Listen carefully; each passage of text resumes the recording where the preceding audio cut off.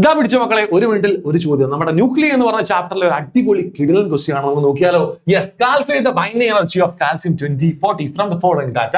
Mass of proton നമുക്ക് തന്നിട്ടുണ്ട്, mass of ന്യൂട്രോണും അറിയാം, അതേപോലെ തന്നെ കാൽസ്യത്തിന്റെ എൻറ്റയർ മാസ് നമുക്കറിയാം. ഓക്കെ, അപ്പൊ കണ്ടുപിടിക്കണം എന്താ ബൈൻഡിങ് എനർജി. എന്താ ബൈൻഡിങ് എനർജി എന്ന് പറഞ്ഞാൽ എന്താണ്?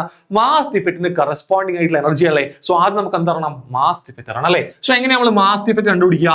മാസ് ഡിഫക്റ്റിന്റെ ഇക്വേഷൻ എന്ന് പറഞ്ഞാൽ Z into MP plus A minus Z into Mn minus നിങ്ങൾ എന്ത് ചെയ്യണം? ഈ ഒരു എൻറ്റയർ ന്യൂക്ലിയോന്റെ മാസിനോട് നിങ്ങൾ എന്ത് ചെയ്യണം? ആ ഒരു എൻറ്റയർ കാൽസ്യത്തിന്റെ മാസ് നിങ്ങൾ എന്ത് ചെയ്യുക? മൈനസ് ചെയ്യുക. അപ്പൊ നിങ്ങൾക്ക് എന്ത് ചെയ്യും? ആ മാസിന് ഒരു ചെറിയ ഡിഫറൻസ് കിട്ടും. അതിനെ നമ്മൾ എന്ത് വിളിക്കുക? മാസ് ഡിഫക്റ്റ് വിളിക്കുക. സോ നമുക്ക് എന്ത് ചെയ്യാം? ആദ്യം എന്ത് ചെയ്യാമെന്ന് കണ്ടുപിടിച്ച് നോക്കാം. So delta M equal to അല്ലെ Z എന്ന് പറഞ്ഞാൽ എത്രയാണ്? ഇവിടെ 20 ആണ്. So 20 into mass of proton നമുക്ക് തന്നിട്ട് എത്രയാണ്? 1.0078825 plus A minus Z 14 minus 20 എന്ന് വെച്ചാൽ 20 തന്നെയാണ്. ഇൻറ്റു എന്ത് വരും നമുക്ക് അവിടെ? 1.00865. ഇത് നമുക്ക് മാസ് ഓഫ് എന്തായി? ന്യൂക്ലിയോൺസ് ആയി.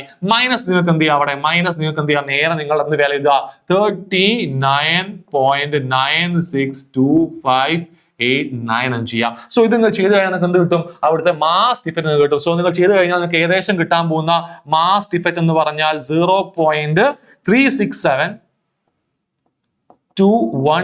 അറ്റോമിക് മാസ് യൂണിറ്റ് എന്ന് കിട്ടും അല്ലെ? സോ നമുക്ക് എന്ത് കിട്ടി? ഇപ്പോ നമ്മുടെ മാസ് ഡിഫക്റ്റ് കിട്ടി അല്ലെ? ഇനി ഈ മാസ് ഡിഫക്റ്റ് നമുക്ക് എങ്ങനെയാണ് എനർജി ആക്കുക? ഒന്നുമില്ല, into 931.5 ചെയ്യുക. സോ ബൈൻഡിങ് എനർജി എന്ന് പറഞ്ഞാൽ എന്താണ്?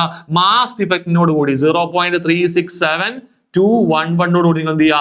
931.5 ചെയ്യുക. സോ ഇത് ചെയ്താൽ എന്ത് കിട്ടും? നിങ്ങളുടെ ബൈൻഡിങ് എനർജി നിങ്ങൾക്ക് എന്തിൽ കിട്ടും? മെഗാ ഇലക്ട്രോൺ വോൾട്ടിൽ കിട്ടും. സോ ഇത് നിങ്ങൾ നേരെ കാൽക്കുലേറ്റ് ചെയ്യുക. അത്രയും മെഗാ ഇലക്ട്രോൺ വോൾട്ട് ആയിരിക്കും നിങ്ങളുടെ എന്ത് വരിക? ആൻസർ നിങ്ങൾക്ക് കൊടുക്കാൻ സാധിക്കുക. സെറ്റ് അല്ലേ?